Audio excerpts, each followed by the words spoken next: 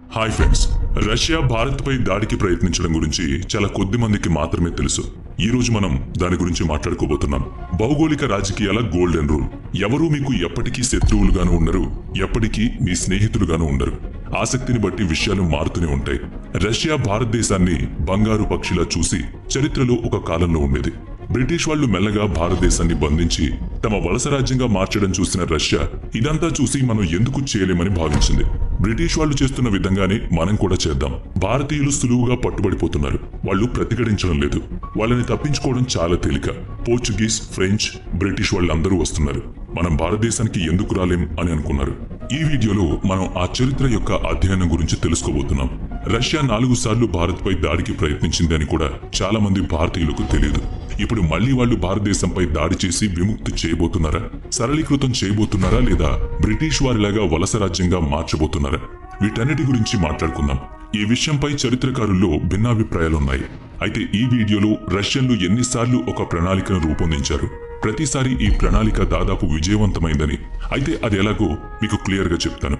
ఇప్పుడు మొదట 18వ శతాబ్దం గురించి మాట్లాడుకుందాం. 18వ శతాబ్దం ప్రారంభంలో రష్యా చక్రవర్తి మొదటి జార్ పాల్ అతను భారత ఉపఖండాన్ని చూసి బ్రిటిష్ వాళ్లు త్వరలో భారతదేశాన్ని స్వాధీనం చేసుకుంటారని, స్వాధీనం చేసుకున్న తర్వాత బ్రిటిష్ సామ్రాజ్యం చాలా సంపదను పొందుతుందని, దాన్ని ఆపకపోతే బ్రిటిష్ సామ్రాజ్యం చాలా దూరం వెళుతుందని అర్థం చేసుకున్నాడు.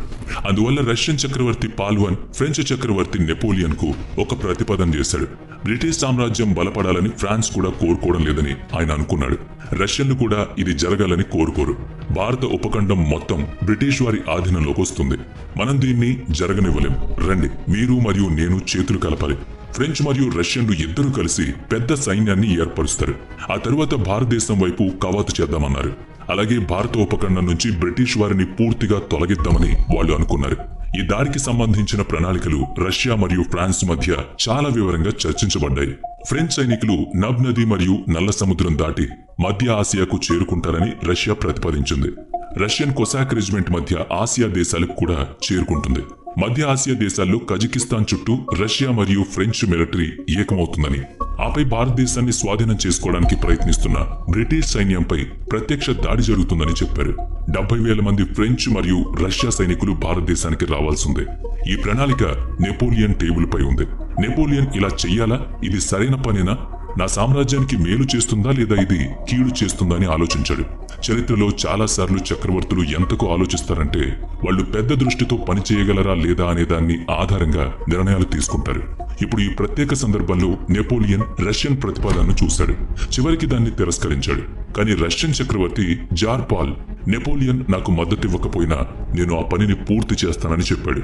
22,000 మంది సైనికులతో కూడిన సైన్యాన్ని పంపుతానని, మనం సగం భారతదేశాన్ని బ్రిటిష్ వారి నుంచి సగం రక్షించగలమని నేను నమ్ముతున్నాను అని అనుకున్నాడు. మనం దాన్ని రష్యన్ సామ్రాజ్యం కిందకు తీసుకొస్తే అది చరిత్రను పూర్తిగా మార్చేస్తుంది. ఇది వాళ్ళు భావించింది. కానీ సమస్య ఏంటంటే రష్యా నుంచి నేరుగా భారతదేశానికి చేరుకోవడానికి జార్కు తగినంత మంది సైనికులు లేకపోవడం, దారిలో చాలా మంది సైనికులు మరణించడం, పేలవమైన లాజిస్టిక్స్ మరియు జార్ పాల్ I రష్యాను నియమించినప్పుడు అతిపెద్ద విషాదం సంభవించింది. జార్ పాల్ I సజీవంగా ఉండుంటే అతను చాలా మంది సైనికులను పంపుతాడు. ఒక్కసారి రష్యా భారత్లోని కొంత భాగాన్ని బ్రిటిష్ సామ్రాజ్యం నుంచి రక్షించగలిగింది. ఇప్పుడు ఇక్కడ మీరు ఒక ప్రశ్న అడగొచ్చు. సరే, ఆ సమయంలో రష్యా చక్రవర్తి జార్ పాల్ చంపబడ్డాడు. అప్పుడు అతని తర్వాత వచ్చిన చక్రవర్తి అలెగ్జాండర్ I అతని ఆధ్వర్యంలోని రష్యన్లతో కలిసి మరోసారి బ్రిటిష్ సామ్రాజ్యాన్ని ఆపడానికి ప్రయత్నించలేదా అని. ఎందుకంటే సామ్రాజ్యం యొక్క భౌతిక రాజకీయాలు, లక్ష్యాలు చక్రవర్తి మరణించిన తరువాత కూడా అలాగే ఉంటాయి. మీరు సరిగ్గా అర్థం చేసుకున్నారు. తరువాత రష్యన్ సామ్రాజ్యంలో అలెగ్జాండర్ ది ఫ్రెంచ్ పాలన వచ్చినప్పుడు వాళ్ళు మళ్లీ నెపోలియన్తో అన్నారు, నెపోలియన్, మనం ఒక ఒప్పందంపై సంతకం చేద్దాం. ఈ ఒడంబడిక పేరు ట్రిటీ ఆఫ్ తిలాత్. ప్రపంచంలోని తూర్పు భాగం రష్యన్ సామ్రాజ్యానికి చెందిందని మరియు దాడి చేయాలనుకునే వాళ్ళు లేదా కనిపెట్టాలనుకునే వాళ్ళు ఎవరైనా అలా చేయొచ్చని ఇందులో నిర్ణయించారు. పశ్చిమ భాగం ఫ్రెంచ్ సామ్రాజ్యానికి చెందింది. రష్యా అక్కడ జోక్యం చేసుకోదు. కానీ చక్రవర్తులు ఇద్దరూ బ్రిటిష్ సామ్రాజ్యాన్ని ఆపాలని నిర్ణయించుకున్నారు. మొత్తం భారత ఉపఖండాన్ని బ్రిటిష్ వారి చేతుల్లోకి వెళ్లనివ్వలేము అని అనుకున్నారు. కానీ అప్పటికే చాలా ఆలస్యమైపోయింది. చక్రవర్తి పాల్ I చాలా సంవత్సరాల క్రితం తన సైన్యాన్ని భారతదేశానికి పంపడానికి ప్రయత్నించినప్పుడు బ్రిటిష్ వారికి దాని గురించి ఉప్పందింది. ఆ తర్వాత బ్రిటిష్ దౌత్యం ప్రారంభమైంది. ఫ్రెంచ్ సామ్రాజ్యం మరియు రష్యన్ సామ్రాజ్యం మాపై దాడి చేస్తే వారు మీ ద్వారానే మా వద్దకు వస్తారు. మొదట వారు పర్షియా గుండా వెళతారు. ఆ సమయంలో ఇరాన్ లేదు, పర్షియన్ సామ్రాజ్యం మాత్రమే ఉంది. కాబట్టి మొదట వారు పర్షియన్ సామ్రాజ్యానికి చెప్పారు పర్షియా గుండా వెళుతుంది, తరువాత వాళ్ళు ఆఫ్ఘనిస్తాన్ గుండా వెళతారు, దాని తర్వాత వాళ్ళు భారత ఉపఖండానికి వస్తారు.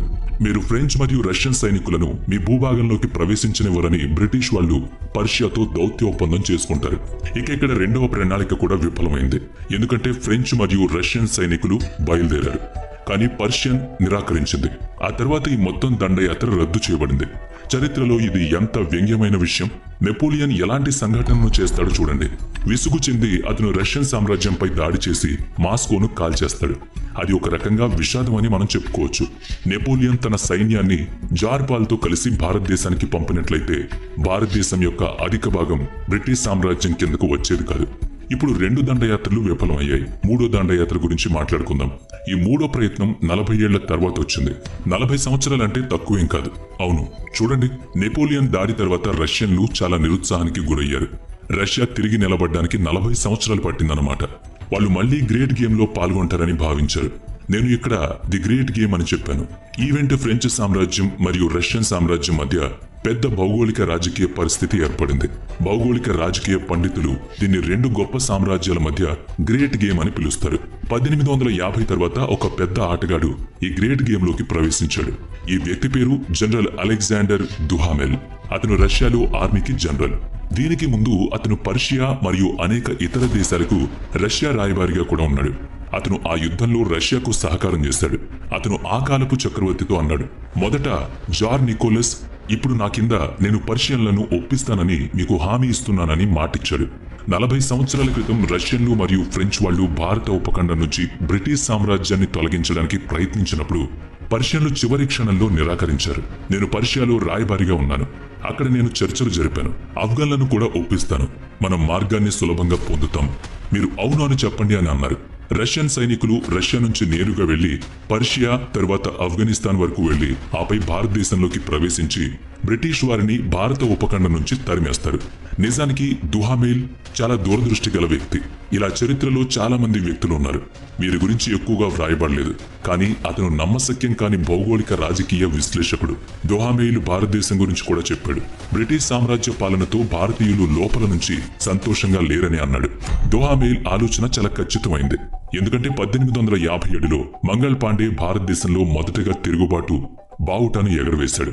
ఇప్పుడు మీరు ఇది ఖచ్చితమైన టైం అని అనుకోవచ్చు. ఇక్కడ ఏం తప్పు జరిగింది?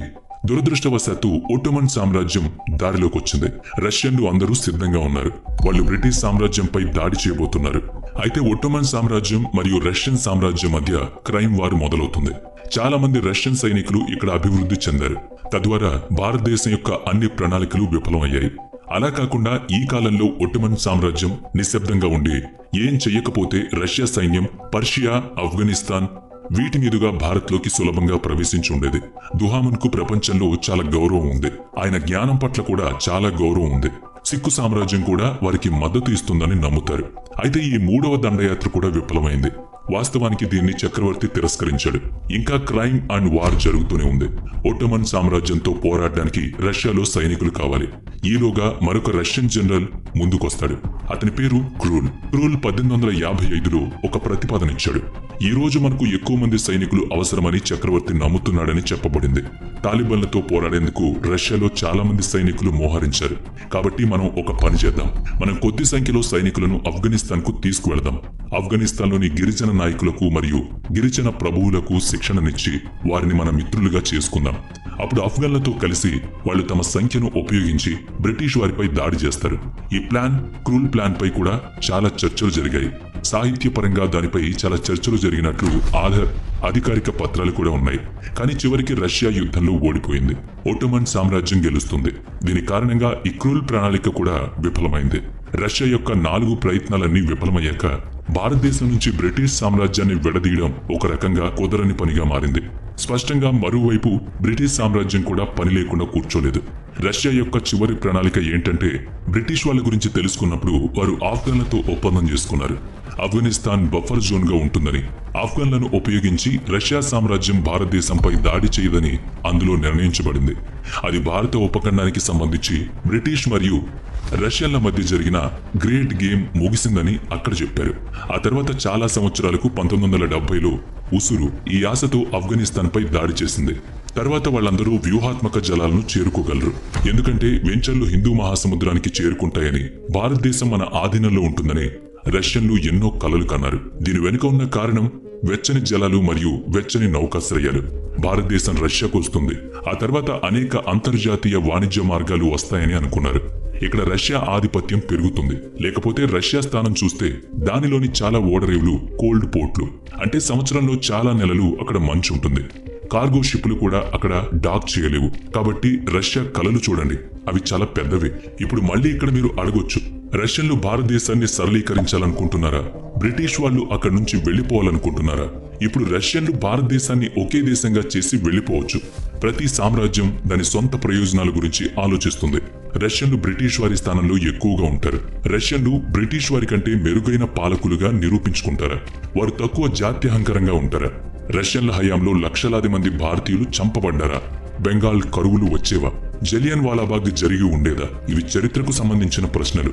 మరి ఒకవేళ బ్రిటిషర్స్ కాకుండా రష్యన్లు మనల్ని పాలించుంటే, మన దేశాన్ని ఆక్రమించుకుని ఉంటే ఏం జరిగేదో కామెంట్ చేయండి. నచ్చితే లైక్ చేయండి, షేర్ చేయండి. ఇప్పటి వరకు మన ఛానల్ని సబ్స్క్రైబ్ చేయనట్లయితే ఇప్పుడే సబ్స్క్రైబ్ చేసుకుని పక్కనే ఉన్న బెల్ ఐకాన్ పై క్లిక్ చేయండి. నెక్స్ట్ వీడియోలో మళ్ళీ కలుద్దాం. Thanks for watching.